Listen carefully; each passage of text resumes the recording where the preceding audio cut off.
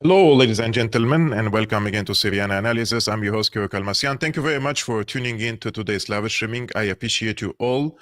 Whether you're watching this stream on YouTube or on Rumble, today is a Q&A. I haven't done it for quite some time, for a few weeks. There has been many developments in Syria, which I wanted to cover in the past weeks, but here we go again. I would love to answer your questions. So if you like to pose any question, let's keep it political. I've seen some of the questions about my beard and conditioner. I'm fine with that. I can answer. I mean, you can ask anything, basically. I will check the comments and the answers, and I will answer them one by one. So we have around 1 hour from now just to answer your questions. So type your questions in the live chat.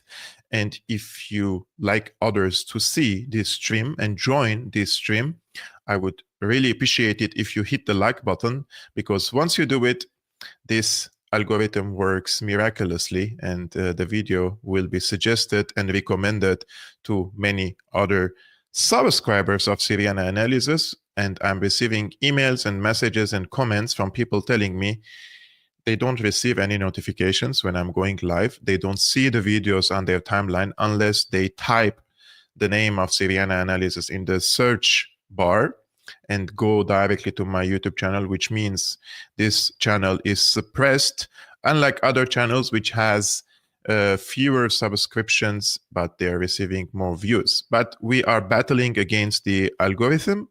So if you want to support this channel, you can just leave a thumbs up and a comment so that we can maneuver through this suppression.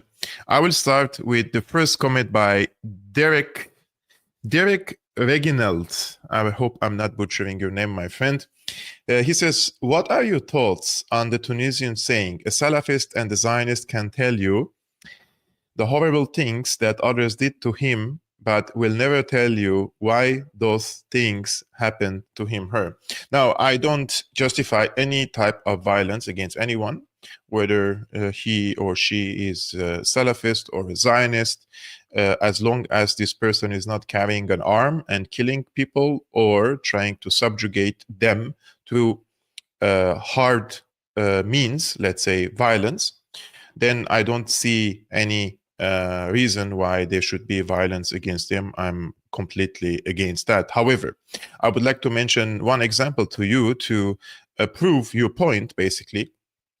Between 1979 and 1982, the Muslim Brotherhood group in Syria, they have waged an armed insurgency against the rule of Hafez al-Assad, and they have conducted many terrorist attacks, including car bombs in Damascus and sectarian killing. The killings that they have done in the military barracks and units that they used to call all the soldiers, for example, in Aleppo, in the military academy, and they separate the Alawites from the Sunnis and the Christians from the rest, and they used to kill the Alawites.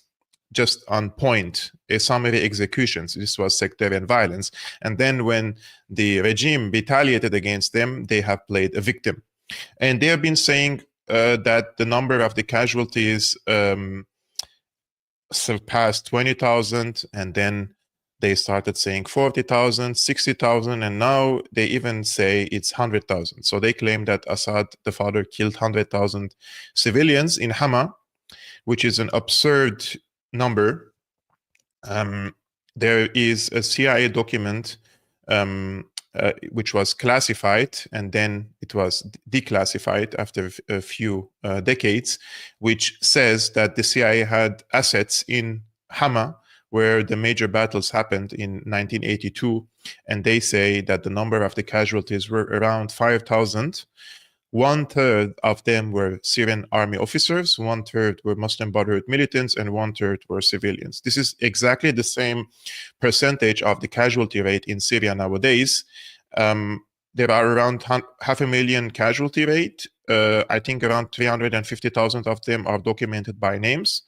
Of this number, 1/3 of it is Syrian army soldiers, 1/3 of it is from the militants, from the Free Syrian Army, Nusra Front, ISIS, Islam's Army, etc., and 1/3 are civilians from all sides. So the casualty rate is almost similar to what happened in the 80s. But the first one was an insurgency against Hafez al-Assad, and the second one was against Bashar al-Assad, and both were by Muslim Brotherhood groups. So I just want to say also one thing about Derek says some rumors circulate in parts of Lebanon where HTS and Turkey might kick Israeli soldiers out of Syria as part of political theater to get approval from the Arab world, because most of the Israeli soldiers are Africans from poor countries fighting for IDF to get Israeli citizenship. Hence, them being killed by HTS and Turkey won't actually harm Israel.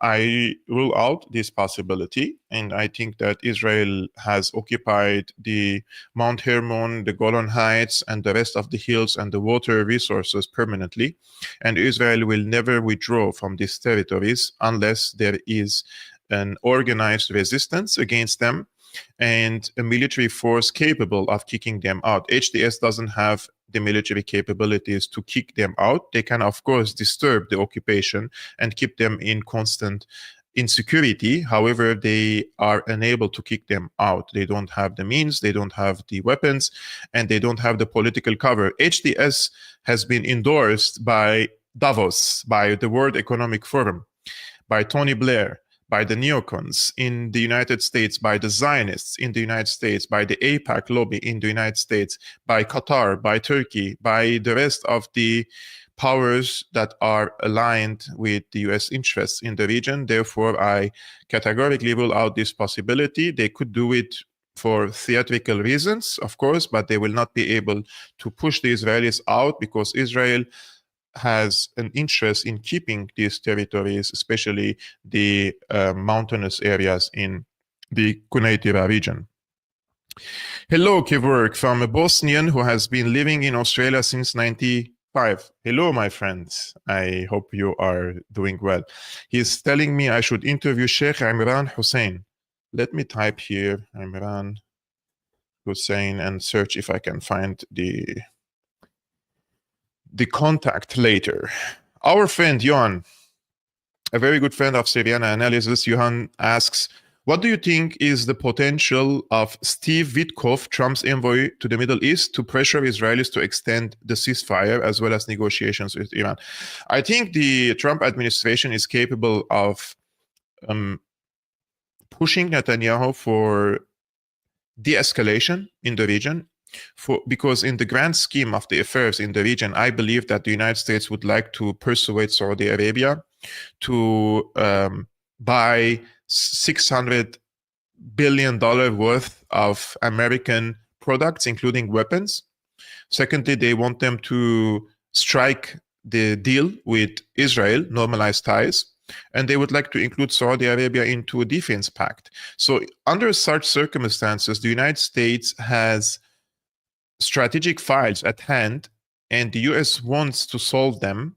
And if anything, if there is anything that could disturb this process, such as the continuation of the hostilities against the Palestinians in the Gaza Strip or in Lebanon, then yes, the US can and will press Netanyahu to continue abiding by the ceasefire agreement. However, as you see in Lebanon, the Israeli occupation forces, I believe, should withdraw tomorrow, according to the ceasefire plan. But up until this moment, they haven't started the withdrawal.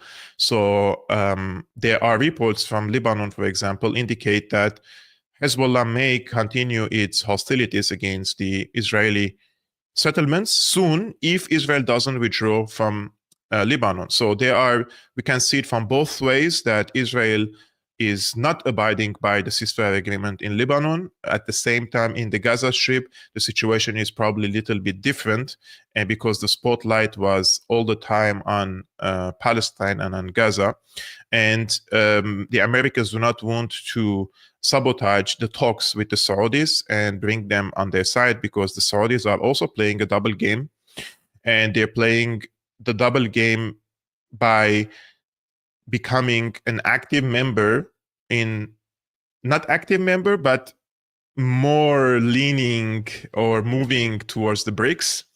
And when the Biden administration asked Saudi Arabia to increase the production to drop the prices of the oil, the Saudis didn't do it. But under Trump, it's different because Saudi Arabia has very good relationship and MBS has great relationship with Trump and the Republicans. So we'll see how this will develop. Did HTS ship Assad's automobiles to Russia? Wallahi, my friend, I don't know. I'm also Assad cars.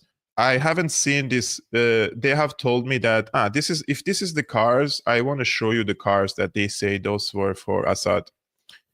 All right, let's screen this for you so you see what they're talking about.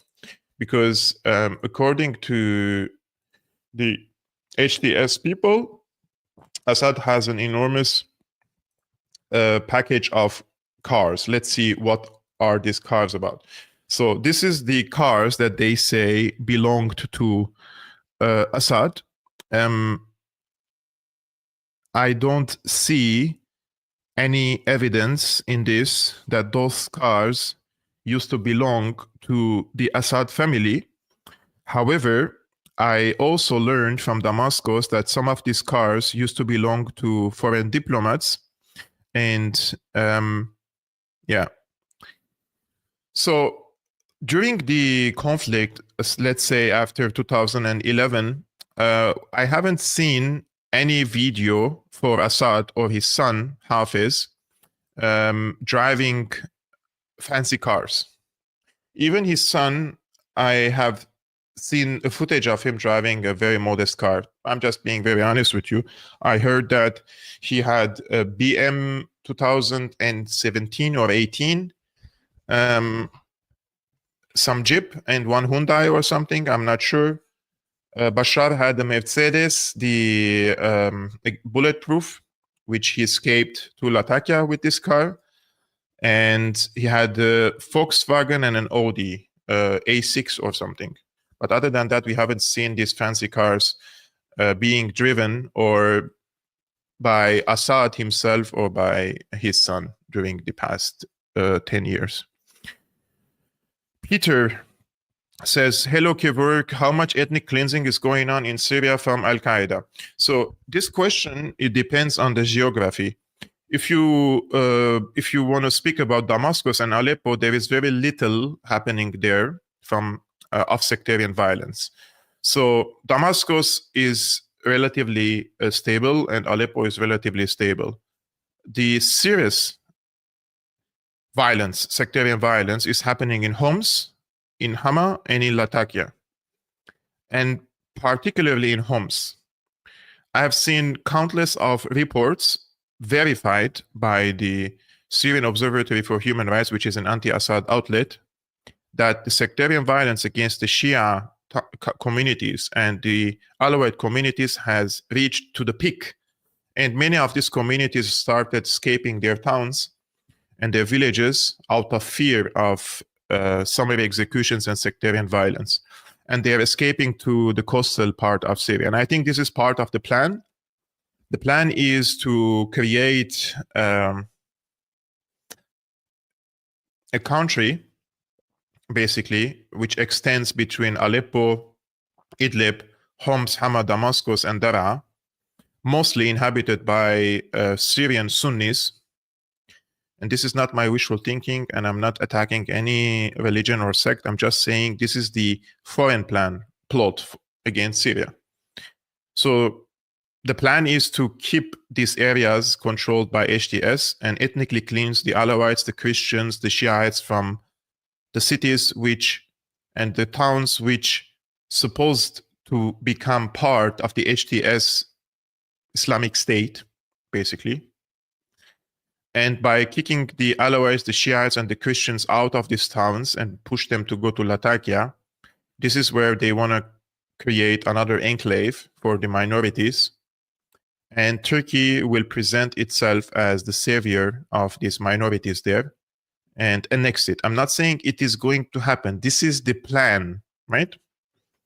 Whether it will happen or not depends on the developments in Syria, but I suspect that this sectarian violence is deliberate to push the religious and ethnic minorities to Latakia, Tartus, Jable, and then Turkey will say that I will guarantee your safety, and they will be the de facto ruler and occupier of the coastal part. And the real reason for it is, first, to balkanize Syria, and secondly, to take over the gas in the Mediterranean, which Turkey wants to have its hands over.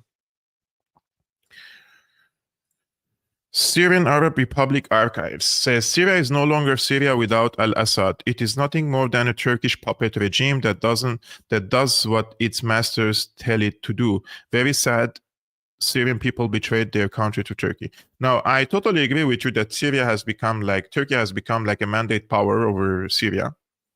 Unfortunately, though, that Assad didn't take the correct decisions after 2018, when the hot war was over, and there are so many factors which led to the crumbling of the Assad government.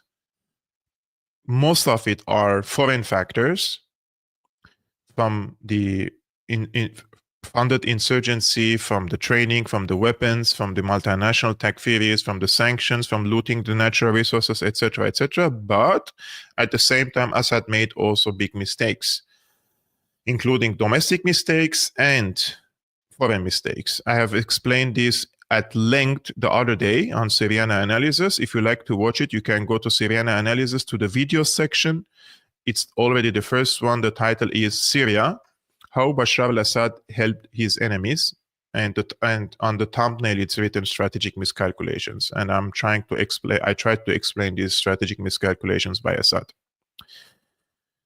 Does Amazon still sell Aleppo soap? Should be, my friend.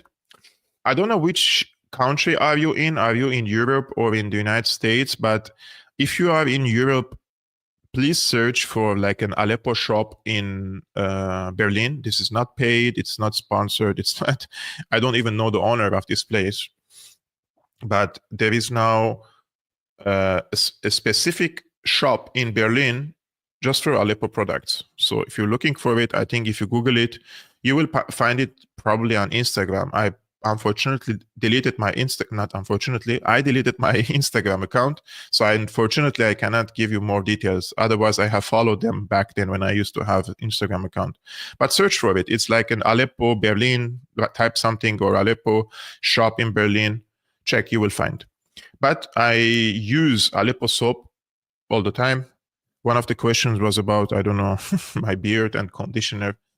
I use Aleppo soap for my entire body all the time. I don't use any chemicals or anything for my skin.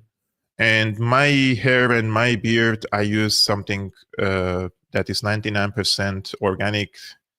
It's just, I don't know. I don't like to use these chemical things from the market at all.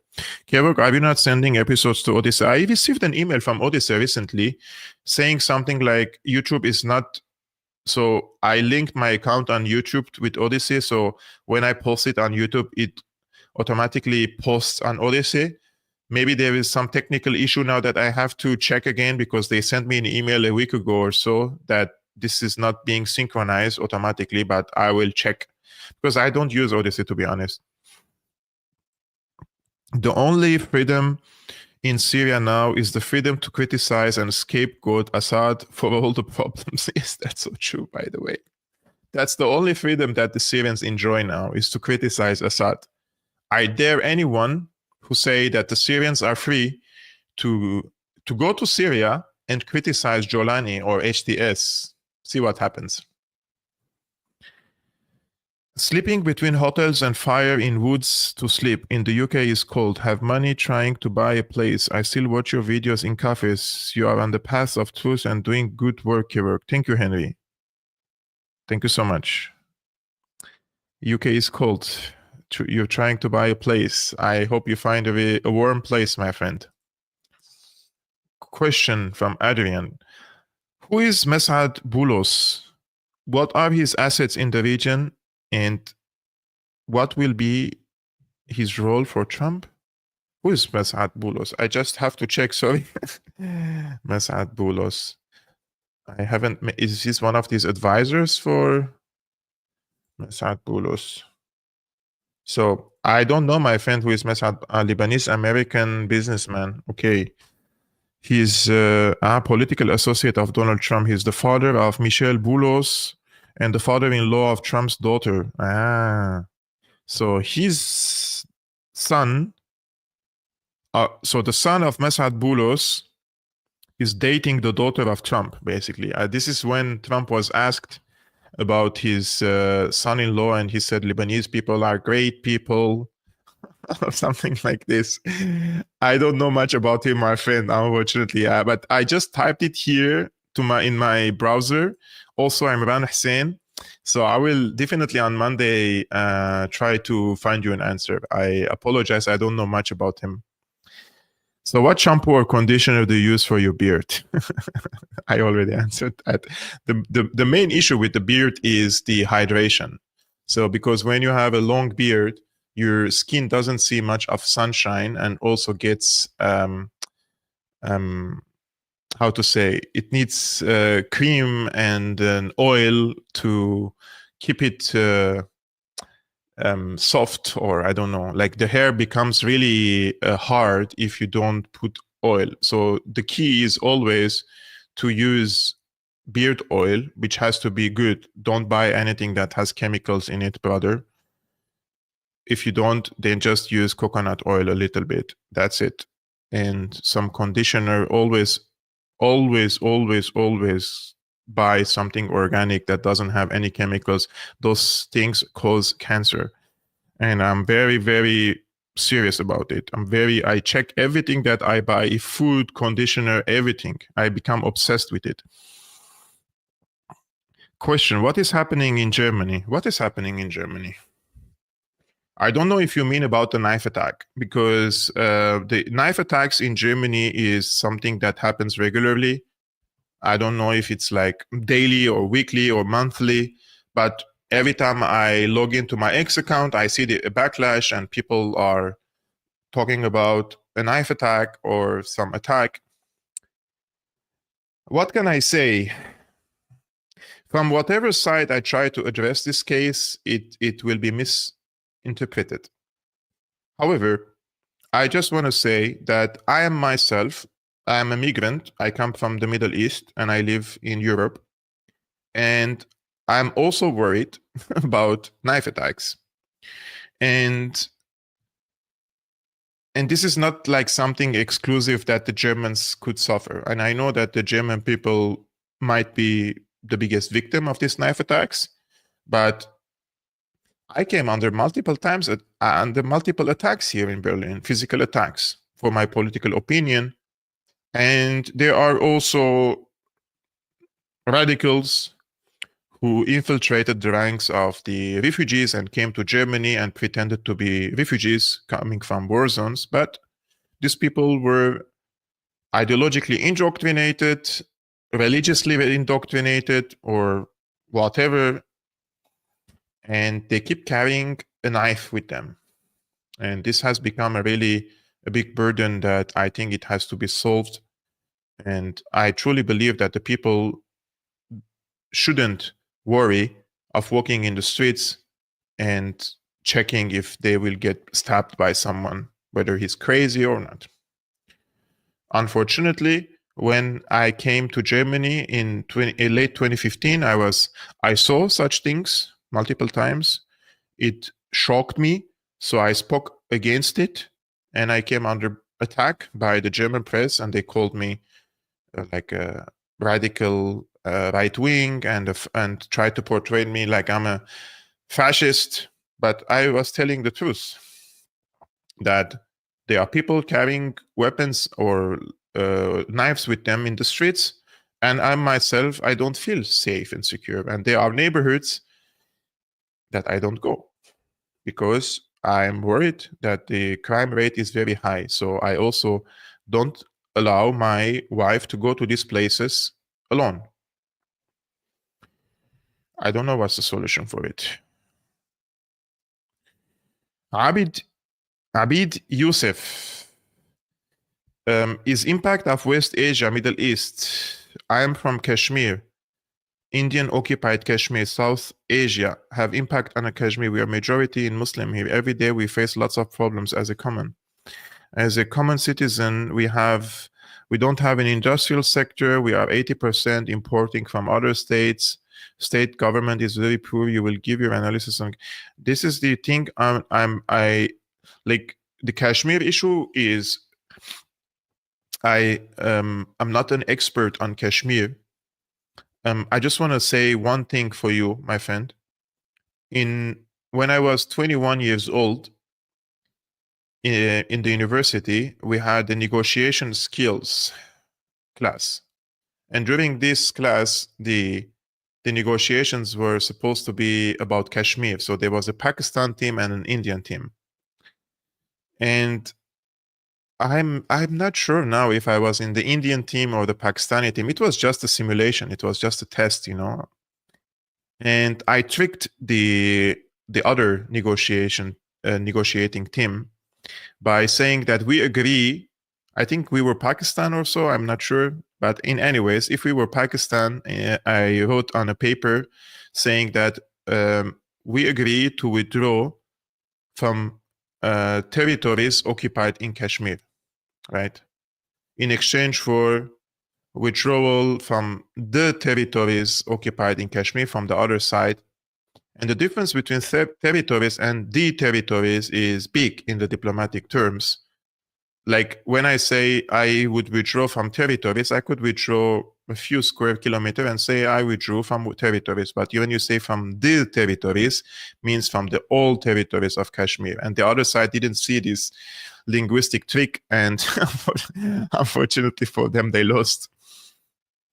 And I got A in that course. What is happening with Syrian refugees? Which way are they going? I'm not sure if you mean Syrian refugees coming from Syria now, because there are the refugee applications are closed now in Europe, and Germany is not accepting, and European countries aren't accepting any new applications. There is going to be a new elections now in Germany, and there will be a new law for refugees and in Germany. So let's see what is going to be the case and under what circumstances they will accept new refugees from Syria. That may probably be only for the minorities. I'm not sure about that. However, I would say that Europe has big number of Syrian refugees, and the question is, are they going to return? I seriously doubt that the people who celebrated the liberation of Syria by HTS would go back to Syria. They themselves know what HTS is about, but their hatred against Assad was so big that they prefer an HTS rule over the Assad rule. Meanwhile, they stay here in Europe. This is what I believe in. Kevork, do you view Trump's removal of security protection of 3 Iran hawks, Bolton, Pompeo, and Brian Hook, is a positive development for US and Iran relations? My friend, yes. But I have also to say that Iran, it seems, yesterday I was reading a thread, and I'm going to interview a friend next week about this case from Iran. It seems there has been a soft coup in Iran after the assassination of Qasem Soleimani and Ibrahim Raisi and the foreign minister.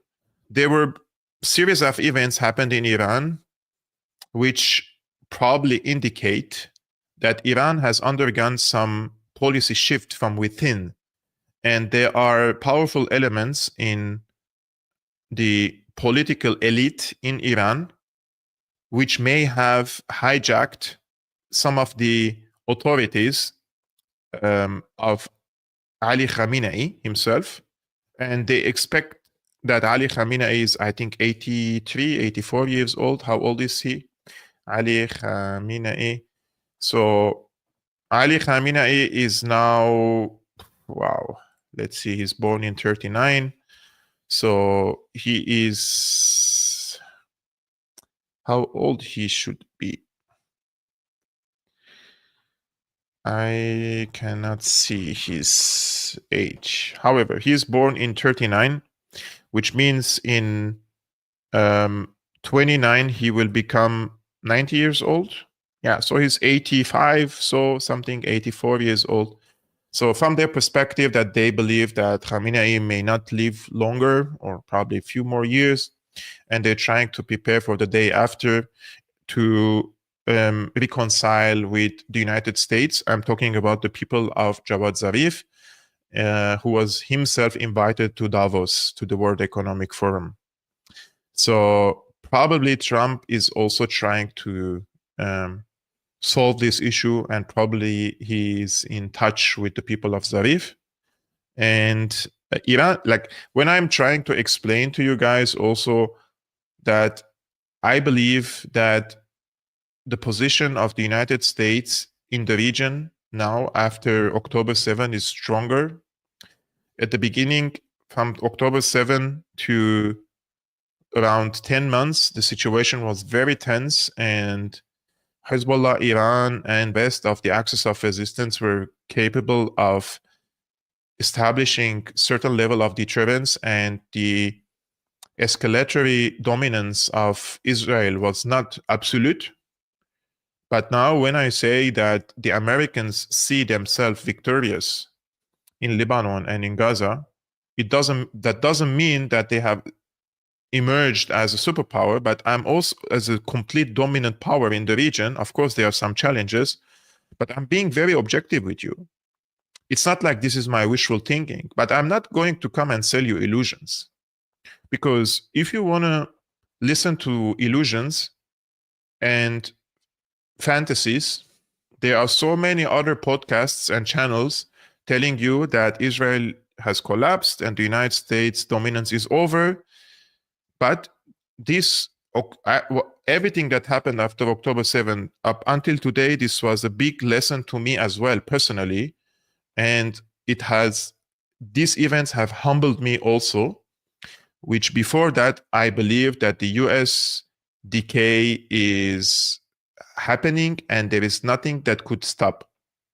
But it seems that the United States has gone into complete maniacal and hysterical and strong political and military power projection in the region.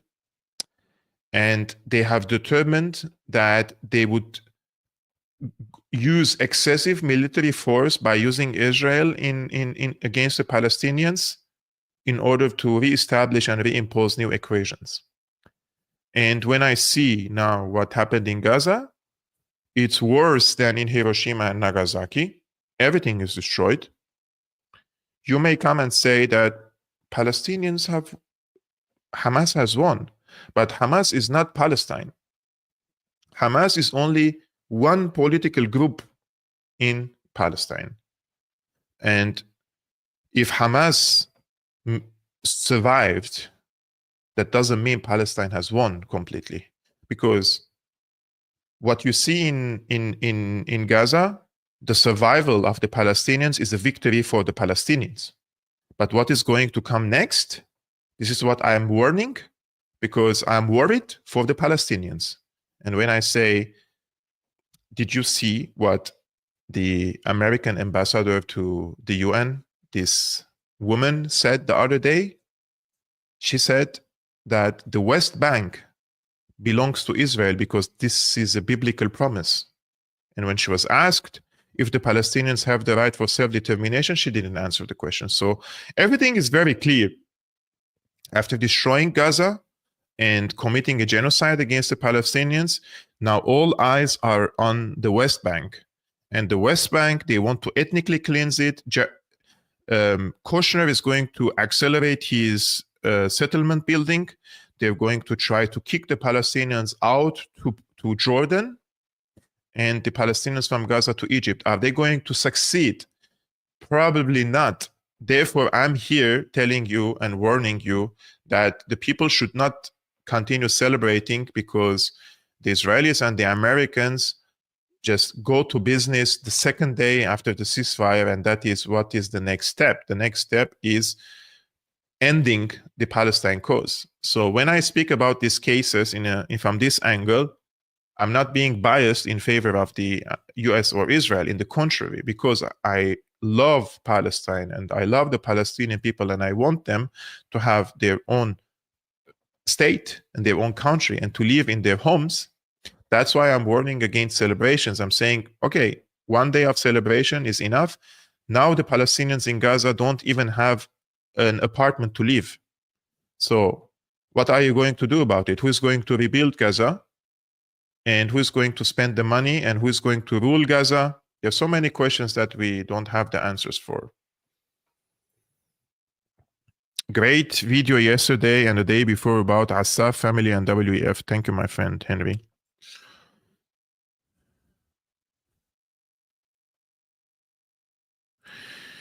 Do you think the Assadist secular Syria can be replicated in the region without either authoritarianism or Western interference? No. The simple answer is no.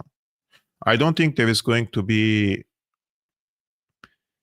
a political system in Syria that is based on civil laws and democracy, and those are just wishful thinkings, my friend.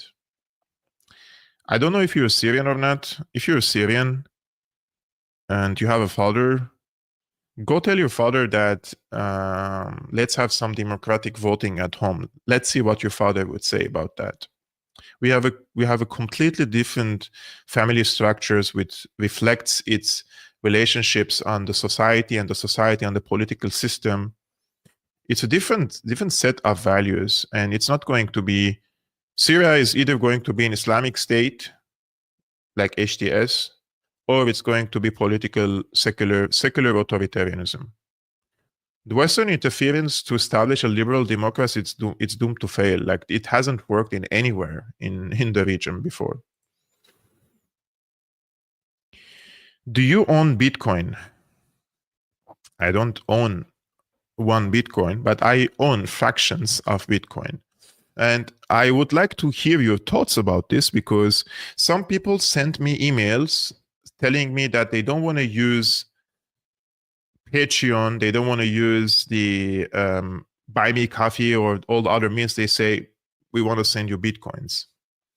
Not Bitcoin one, but fractions of Bitcoins to support my work. So my question is, for those who know about these things, I have a wallet. If I copy the Bitcoin deposit address in the description and say, people, if you like to support me via Bitcoin, is it dangerous if I post my ID? Can it be hacked or can it be misused? You know what I mean? I don't know. But I have a Bitcoin wallet, and recently I've been buying from what I save, let's say, Bitcoins. I cannot stand to see Jolani with a suit. Me too, my friends.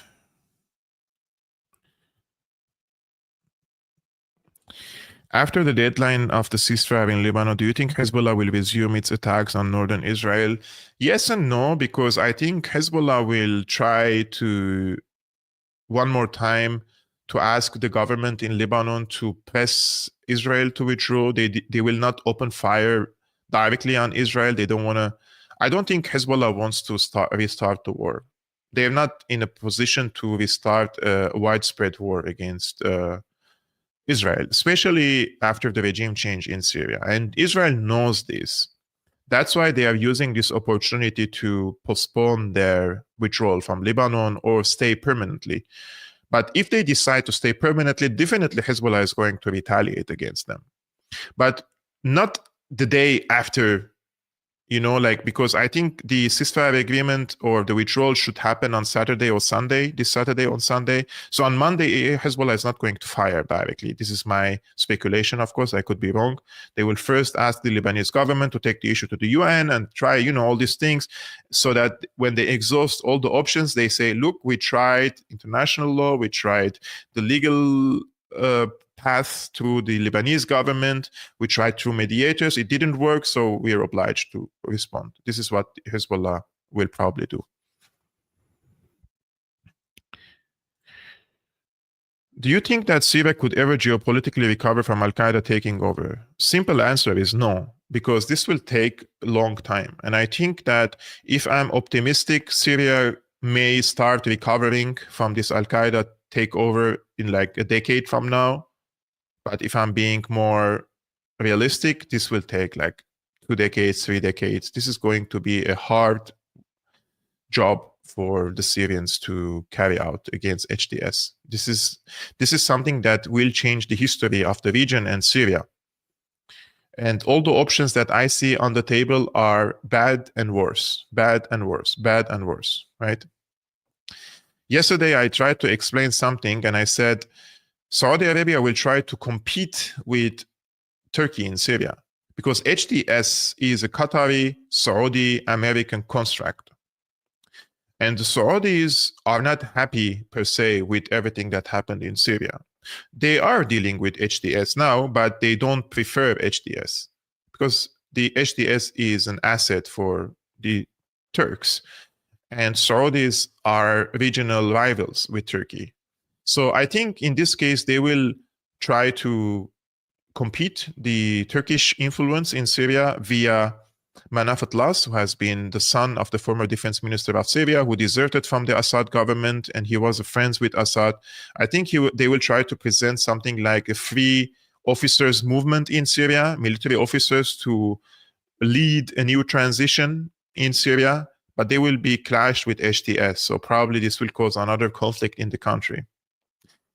But in any ways, whether it's HTS or whether it's the Saudi-backed, these free, so-called free officers, patriotic officers, from whatever side you look, Syria is still, whether it's HTS or the Saudi people, they're going to revolve under the American umbrella. You know what I mean? And at the end, they will normalize ties with Israel. There is no patriotic Syrian movement which can carry out a fight against HTS and win and take over Damascus and establish a civil state, a secular state, and still be anti-imperialist.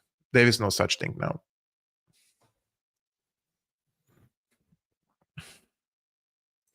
The end game of the Israeli aggression in the West Bank is to crush the resistance, the armed struggle of the Palestinians in Jenin against the Israeli occupation forces, and to ethnically cleanse the Palestinians. Yesterday, I saw a tweet by, I think his name is Eddie Cohen. Eddie Cohen, right? Let me check. Eddie or Eli Cohen. He's one of the mouthpieces of Israel. And he says, yeah, two-state solution is possible. Jordan exists, so you can go to Jordan. This is what he says. So I'm trying to find his tweet because I found him. Because I see how the so this is the tweet that he made about. I will show you. So this is what he says in Arabic. He says, who told you that the Saudi normalization with Israel will happen without the Palestinian state? In the contrary, Palestine state already exists and its name is Jordan. He says, dear Palestinian, don't dream of any other state other than Jordan. So this is what they're planning for. They're planning of kicking the Palestinians to Jordan. This is the so-called alternative state for the Palestinians, according to the Israelis. What are your thoughts on the Shia uprising in Bahrain and the Zionist-backed Biafra Republic in Nigeria? I'm not aware of these developments, my dear friend Derek, unfortunately. Question, if it's true, what some people say you're connected to the AfD, and what do you think of them and German politics? I'm not connected to the AfD. I have done a videographer job for a politician who is an MP for the AfD. I'm not affiliated with AfD, and I don't agree with many of their politics. And I tried to explain this multiple times, that when I came to Germany and I opened basically a contact and a communication with the left-wing party, the Linke, back then, this was 2016, and I wanted to hold a presentation lecture about Syria. They accepted it, and then they canceled the event because they said that my opinion and position on Israel embarrasses them. So they canceled my event, and then the AFD invited me to hold a presentation about the Syrian war, which I did. And all hell break loose on me, and I was accused of being a radical right wing because I did video work, which is like I have a video camera and I'm shooting a video for a politician from AFD and I'm giving him the material. And this was a side job that I did, and this is how I became affiliated, basically, to AFD. I don't agree with AFD's foreign policy approach, for example, in the Middle East at all, and I condemn any support if they do for Israel. However, AFD is not in the power. It's the Social Democrats, it's the Greens, it's the FDPs who were on the side of Israel unconditionally, and I think there is no difference between the German political parties when it comes to Israel anyways, except for one party, which is the Sarah Wagenknecht. The other day somebody was correcting my pronunciation. Anyways, I'm not German, just for you guys to know, but if I were a German and I had the right to vote, the only consideration for me would be foreign policy, right? The only. Because I truly think that if I'm a Syrian migrant, back then I was a refugee, I don't have a refugee status any longer, I'm just a migrant here. If I am a Syrian migrant living in Germany for 9 years, I don't think I have the right to intervene in the internal affairs of Germany. I think Germany is for the German people to decide how they want to operate it. But if I receive a passport, the foreign policy of Germany affects my country and my people. That's why I would only vote, if I had the right to vote, for a politician or a party who is anti-war. And not anti-war like, yeah, I'm anti-war in Ukraine, but I'm for war in Palestine. No, I'm anti-war and period. I would vote for someone who is against the war in the Middle East, the wars in the Middle East, and against the wars in anywhere around the world. And from my understanding, humble understanding of German politics, the only political party that is against war unconditionally is Sarah Wagenknecht's coalition. I am not a socialist, or because they call her a socialist or Marxist. I don't care about all these things. I just care about one thing. Is your policy in favor of war and destruction in my country and region or not? That's it. I think in this case, the answer is clear, that the AFD is just like the Trump party. They don't want to spend money in Ukraine, but they don't say anything when it comes to the money which is funneling and going to Israel. However, in Germany, the AFD now is the second strongest political party, and they have surged a lot in the past years. Some of the politicians are radical and others are not. I've seen some statements by AFD politicians that could be considered far right, and so I've seen so many statements that were just conservative. So it depends. There are different, let's say, power circles in the AFD itself as well. But I think they will be the strongest opposition party in the next elections. Dear Kevork, what do you think of Germany's reaction to the salute Musk did at the inauguration, especially after their silence on the genocide? My friend Mariana, I think, like most people, there is a big hypocrisy about what Nazism is and what salute. Like, there is more outrage at Elon Musk for doing the hand move and I don't know, to be honest, if he meant it or not, but it looked so weird anyways. And he said something about, I would show you this because Elon Musk posted something from Benjamin Netanyahu. Basically, Benjamin Netanyahu posted and defending Elon Musk says, Elon Musk is being falsely smeared. Elon is a great friend of Israel. He visited Israel after October 7, blah, blah, blah, blah, blah. And I told him, endorsement by Benjamin Netanyahu is not the flex you think it is. And it received 16,000 likes. I think the people care more about the cosmetics of things like people do with their arm moves than the actual policy which killed probably 100,000 Palestinians, right, in Gaza, probably more. I feel very, very angry and sad and frustrated, and I feel like I'm not worthy. I feel like the politicians in Germany, they don't think I'm worthy of respect or I'm worthy of the human rights to live. I truly have the feeling that many politicians see me just like they see the people in Gaza, like they are nothing but flies that they can step over. This is how they see. And then what explains their silence? Most politicians were silent about the onslaught against the Palestinians, and many others supported Israel.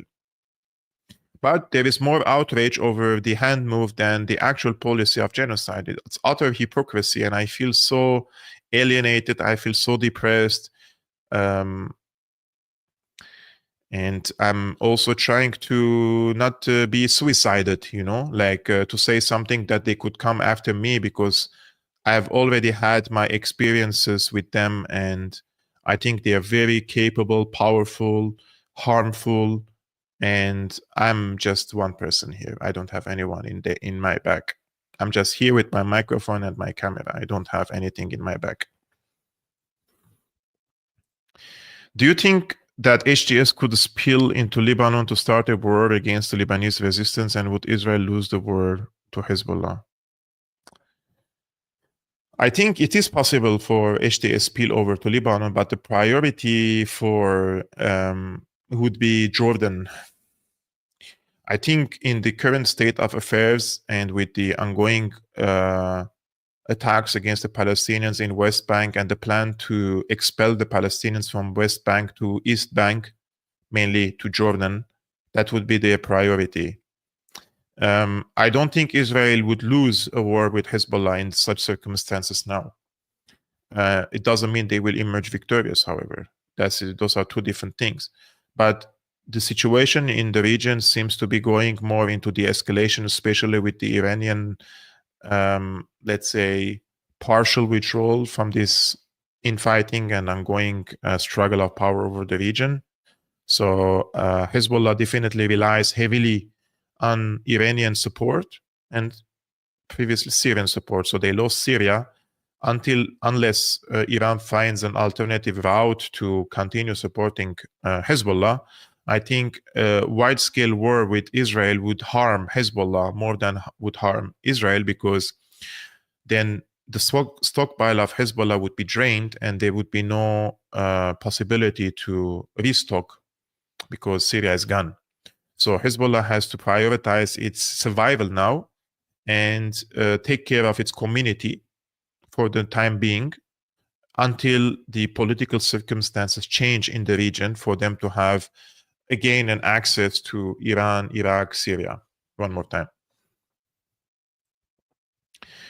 In what view would you accept an Israeli presence in the Middle East? Do you see any way that Israel can be a positive force in the region in the future? The only way I would accept, I don't care about the name, I just care about that the people.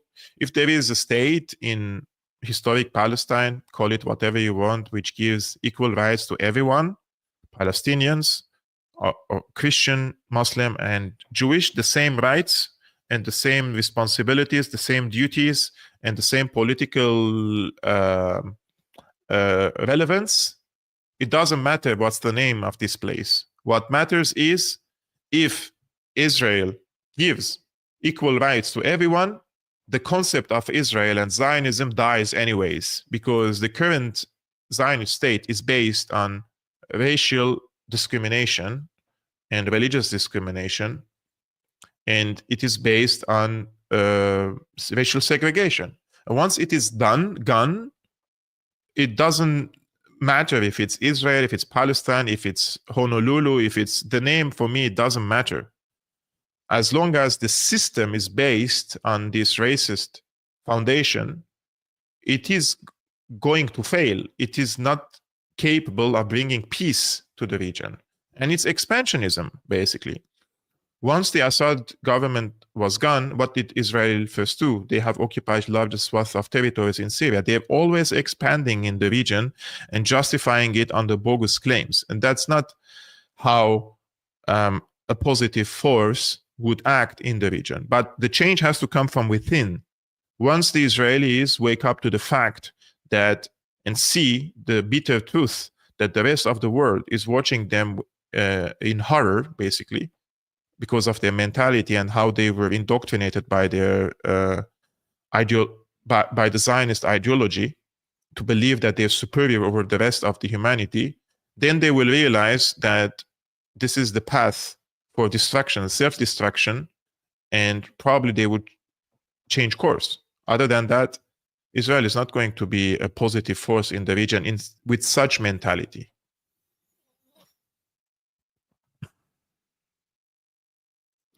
Isn't it ironic that in 1982, the Muslim Brotherhood said they were protesting for Palestine and Golan and wanted to end the 1974 agreement, but now they are saying they want to adhere to the same agreement? It's even worse than that. They have given, the Muslim Brotherhood has given now Israel largest swath of territories from in Syria without any repercussions. Hello, my friend. Will Al-Jolani actually defend Syria's territorial sovereignty as he says he will, or is there another rule? Jolani never said that he will defend the sovereignty of Syria completely. If that was the case, he wouldn't have said that we will not pose any danger or any threat to the neighboring countries, including Israel, because without a military force and a threat, if you don't represent a threat, it doesn't have it doesn't mean you should use that threat and materialize a threat against the neighboring countries. But if you're not powerful, then the neighbors will not respect your sovereignty anyways. And HTS has allowed Israel to destroy all of Syria's strategic weaponry. So Syria is castrated right now, and Israel is expanding in the south.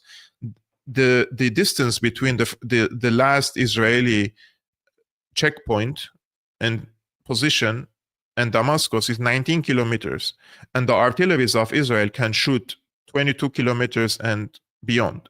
So Syria, Damascus, the capital of Syria, is already under the fire control of Israel. And what is HTS doing about it? Nothing.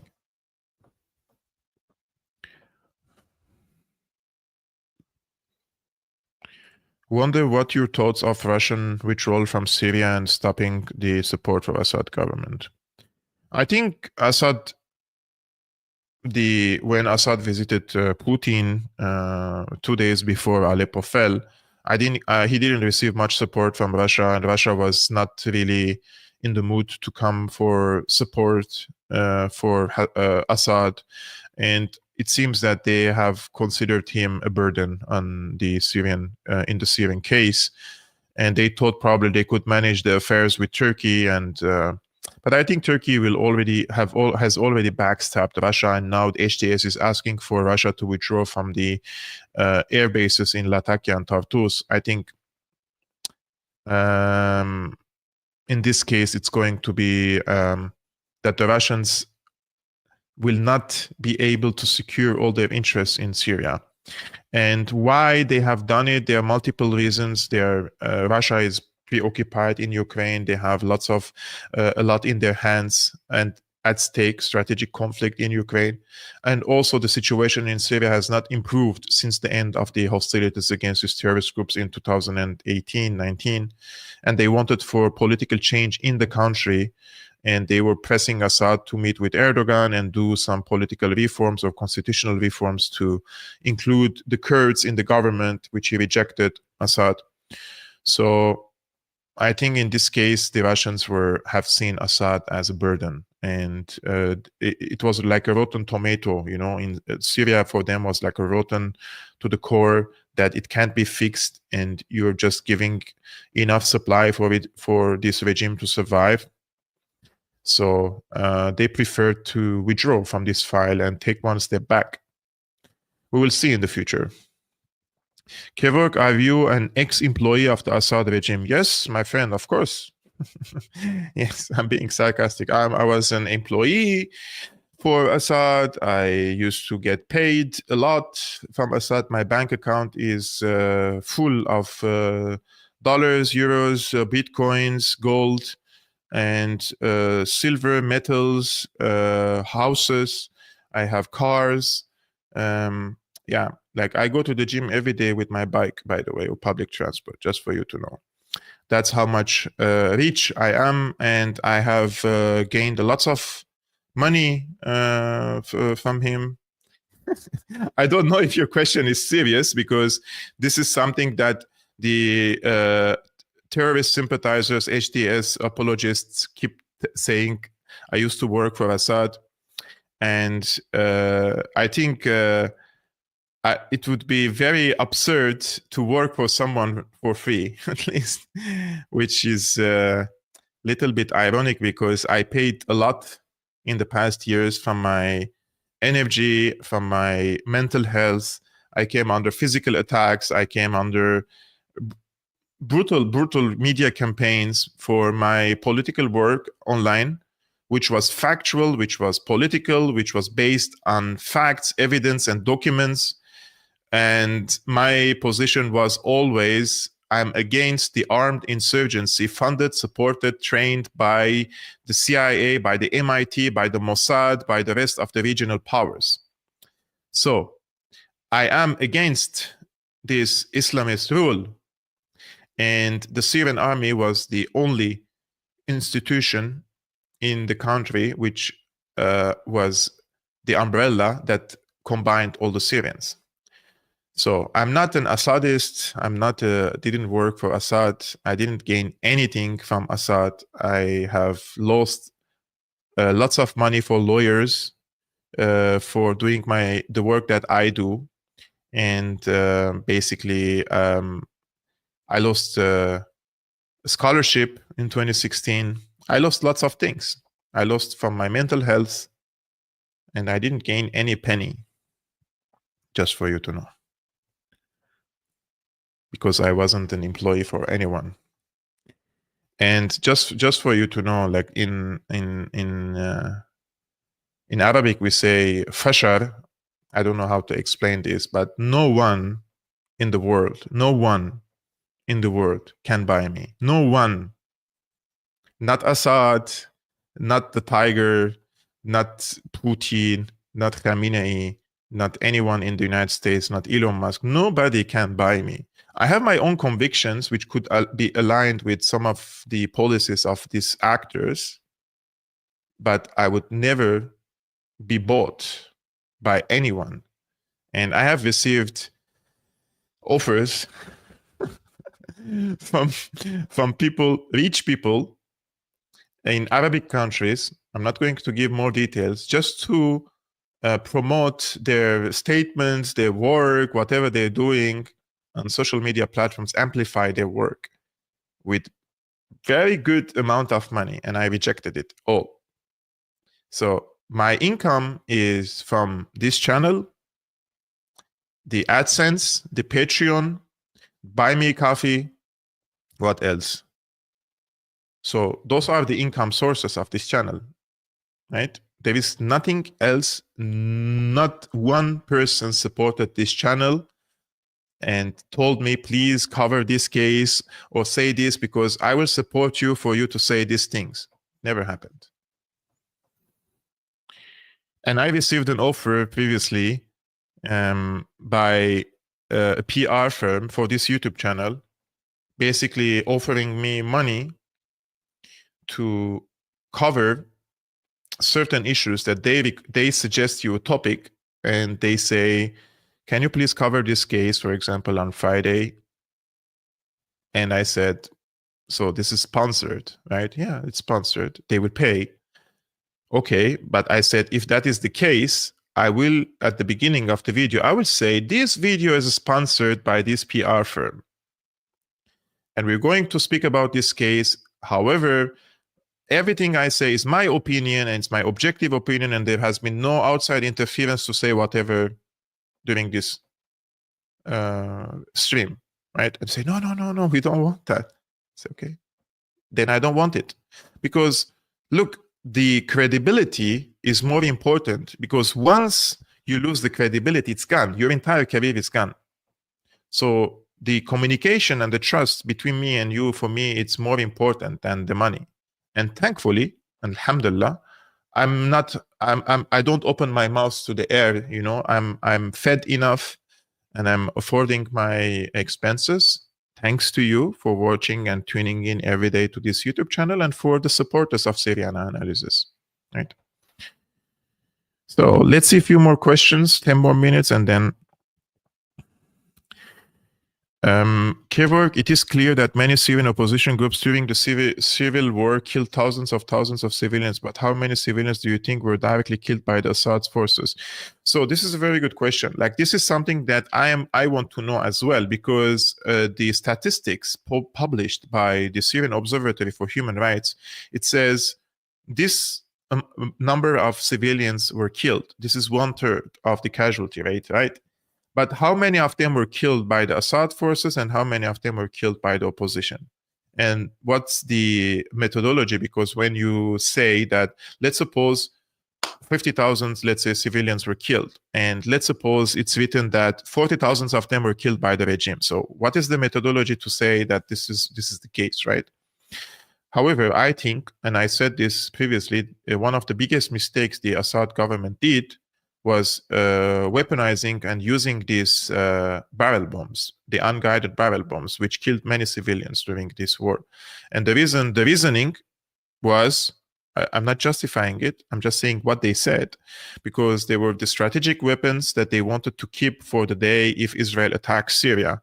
But then at the end of the day, they used these barrel bombs, they killed more civilians, the casualty rate was higher, because of expecting Israel to attack Syria. But then at the end of the day, Assad fled the country, and all the strategic weapons were destroyed, and then the barrel bombs killed more civilians. So it was a horrible, horrible strategy, military strategy by the Assad government. Daniel says, what is the best path for Palestinian cause now? Oh, my friend, wow. This is a $1 million question. I think the first thing that should the Palestinians do is to realize that their allies, which there are countries in the region which claim to be friends with Israel, including Turkey and Qatar, they should realize they're not their friends. There are so many Palestinians. The struggle against Israel, it's not only military. Military could be the last resort, right? Like, or let's say one of the components of the struggle. But the struggle consists of many other things, including intellectual resistance. And I'm saying this with a heavy heart. Many Palestinians have been brainwashed in the past decade or two by Qatari-funded outlets, Saudi-funded outlets. And they have become unhelpful for themselves. So I'm not blaming everyone, right? But I'm saying there are a considerable number of Palestinians who were brainwashed, they're victims of this brainwashing. So first, people have to really open their eyes and see how many regional players, including the ones claim to be their friends, are conspiring against them, and to take a firm position and be unapologetically unapologetically reject the agendas of these powers and to be united from within. This is the problem with the Palestinians. So who represents the Palestinians? Is it PLO? No. Is it Hamas? No. They represent some people. Palestinians have been divided for long. I think it has to start with the solid grassroots and the legitimate unity among the Palestinians to create a political movement that is intellectually, financially, and on all sectors is resisting the project of killing the Palestinian cause. Until that moment, if the Palestinians miss this opportunity to wake up, I think I'm a little bit pessimistic, you know, like I'm someone who is watching and seeing, and I see that it's a jungle. There is no rules. There are no rules. There are no regulations. It's not rules-based international order. And the powerful side is conspiring and implementing its plots basically against the Palestinians, whereas other players in the region claiming to be friends with the Palestinians and conspiring against them and indoctrinating them and brainwashing them. It's a very, very sad situation. And call me a pessimist, call me whatever you want in this case, but I think this person just keeps asking stupid questions anyways. Kevork, were you part of Assad's intelligence team? Okay. Yeah, if there is anyone who has any evidence, shred of evidence about anything of this, could present and prove. Those who accuse things should prove their points. So the majority of Syrians are Sunni, so Syria should be ruled by a Sunni rather than an Alawite. This is not democracy then. This is identity politics. If you want to claim that this is democracy, it's not, because people don't vote because somebody is a Sunni or a Shia or an Alawite. I don't vote for person A or person B because he's Christian. I vote him because his political program is for the best interest of the people, because he has credibility, because he is a good politician. But if I'm going to vote for someone only because he's an Armenian, for example, then I'm doing disservice for the Syrian people, because then I'm not thinking in a critical way, but I'm thinking like a ship. Only the ship goes with the group instead of being a human, which has logic and the brain to think and vote for someone who is best for the people and not pretending to be representing all the people like the HTS says. No, this is not democracy, excuse me. Hi, my friend. Have you spoken to Mahmoud Oud since he started supporting Al-Qaeda's return to Syria? No, I didn't speak to him. If he invites me to his show, I would be more than happy to go and challenge his arguments. But I don't think there is anyone in the world who doesn't know what HTS is and how they are aligned with the Israeli interests in the region. I think anyone with minimum critical thinking and research knows that HTS serves the interests of Turkey and Israel in Syria.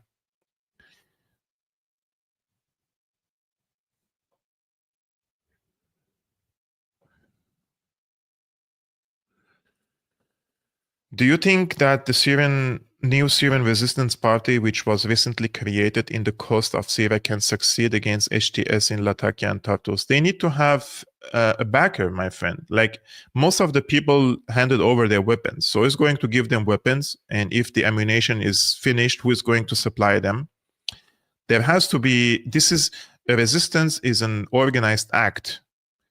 But up until this moment, it's still like an isolated attacks against HTS. If you want to create the conditions for resistance against HTS, you need to have solid ground or an income to buy weapons, or some other regional or international power giving you the weapons to do the fight, right? Other than that, it's going only to continue the way it is, and that is like isolated attacks against HTS here or there.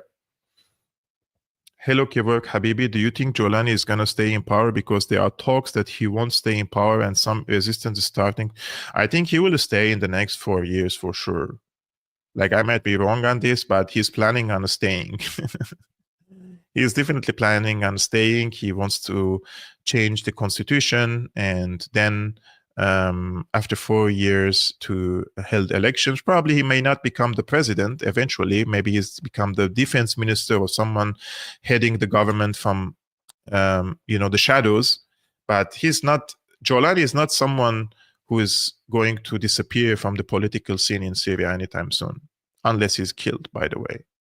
And just for you to know, I'm not calling for killing anyone because whatever I say, I have to do the follow-up words, because then people take snaps and then they use it against me.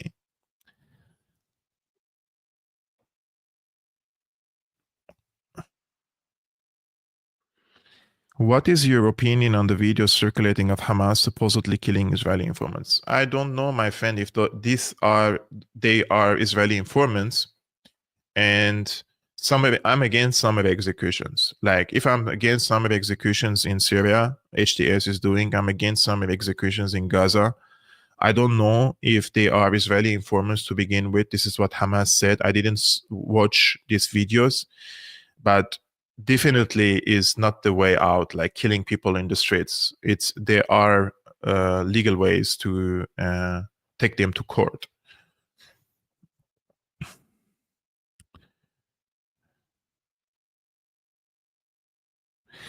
I think I'm trying to find if there is any question. There are so many others.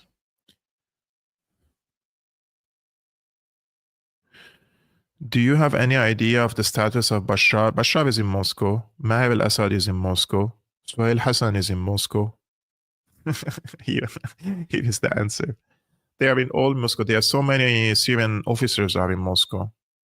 And I heard that the officers, I heard through Russian sources that the Syrian officers are living somewhere in the suburbs of Moscow and they feel like they are in prison or something. They're not imprisoned, but they feel like they're living in a one room, like a studio. And I think they are not allowed to move around in the country.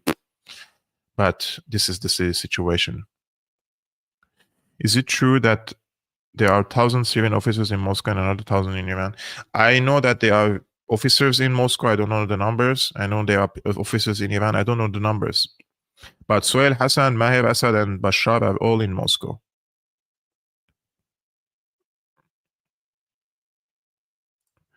Kevork, if Sunnis feel more Sunni than Syrian, the state was never going to work. I agree with you. I'm not saying all Sunnis feel that way, but if HDS feels it's a Sunni group, then this is not going to work. And this is how they think, basically. It's not going to work. Unless Syrians, regardless of their religious affiliations and ethnic affiliations, see and feel and act like Syrians, it's not going to work. I don't know why this is so controversial for them, but people come like, yeah, but 80% of the Syrians are Sunnis. Why don't? How many percentage of Germany is Catholic? So let's see. How many? No, I have to see this percentage of Catholic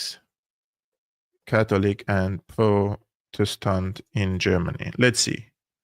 So in Germany, we have 24% of the German population are identify as Catholics, and 34% they say they are Protestants. So does it mean that 34% of the parliament has to be Protestant now and 24% are Catholics? No.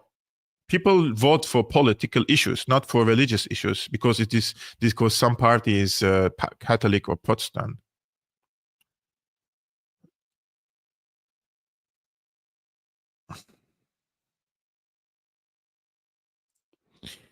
Kevork, I've seen photos of Assad in restaurants, hotels, and shops in Aleppo and Damascus. Was it because they truly loved Assad, or was it out of fear? I think it depends. In some places, Assad was very loved and respected by many people, and they were humble, and they were like socializing with the people without bodyguards. So many people saw them as like one of them, you know, like they used to act like normal, like without arrogance, without, you know, negative attitude towards the people. So yeah, I would argue the popularity of Assad varied depending on the time, you know, like in 2011 definitely had more support than in 2024. In 2018, he had more support than in 2024. 2024, I think his support was in the minimum levels.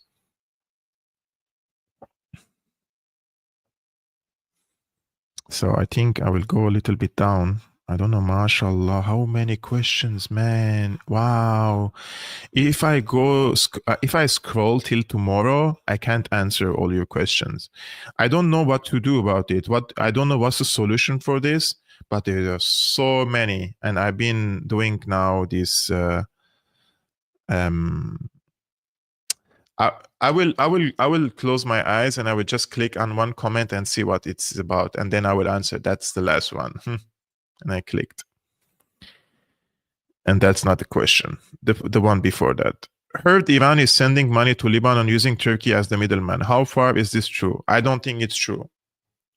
Iran can send money to, and they do it in different ways. And I don't think they need Turkey to send money to Lebanon.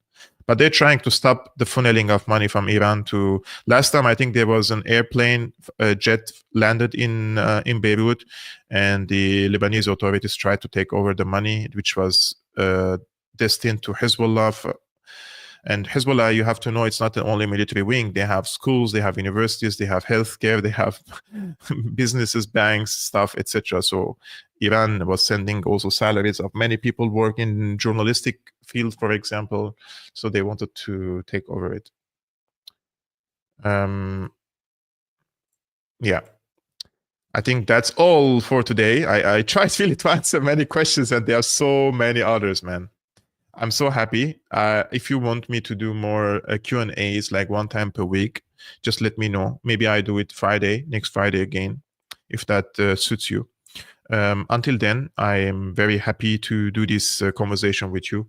And before leaving, I would appreciate it if you hit the like button and subscribe to my YouTube channel. And if you like to support my independent work, you can become a patron, patreon.com/Syriana Analysis, or there are other means in the description below. And in the comments below, please let me know if I put in the description the wallet, I don't know, the code of the Bitcoin. If people want to support this work through Bitcoin, is there any danger if I copy the address of the Bitcoin in the description so that people could also use Bitcoins to support this work? Let me know your opinion. I am not sure about that. And I will see you Monday, guys. Have a great weekend. Peace be upon you, upon your families. Salam.